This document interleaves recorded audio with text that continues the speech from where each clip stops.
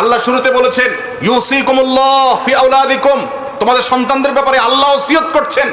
আল্লাহ মালিক হয়ে, সৃষ্টিকর্তা হয়ে অর্ডার করছেন, এটা না বলে আল্লাহ বলছেন ওসিয়ত করছেন, সেটাও অর্ডার। কিন্তু এই শব্দের মাধ্যমে এক ধরনের আবেদন আছে, এর মধ্যে এক ধরনের আবেদন আছে।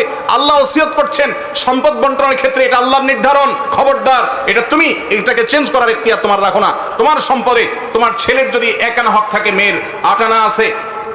তোমার ছেলের যদি 50 টাকা হক থাকে, মেয়ের 25 টাকা আছে। বেশিরভাগ বাবা মা এই জায়গায় এসে ভালো মানুষের পরিচয় দিতে পারেন না, মুসলমানের পরিচয় দিতে পারেন না। কিয়ামতের ময়দানে বহু হাজী সাহেব বাবা, বহু গাজী সাহেব বাবা, বহু দাড়িওয়ালা বাবা, বহু তাহাজ্জুদ গুজার বাবা, বহু নেকামলকারী বাবা, বহু দানকারী বাবা, বহু কোরআন তেলাওয়াতকারী বাবা, বহু জিকিরকারী বাবা, বহু নেককার বাবা, বহু মসজিদ প্রতিষ্ঠাকারী বাবা, বহু মাদ্রাসা প্রতিষ্ঠাকারী বাবা, বহু আলেম বাবা আল্লাহর কাছে ধরা পড়ে যাবে এই একটা জায়গাতে যে ছেলেকে সম্পদ দিয়েছেন, সম্পদে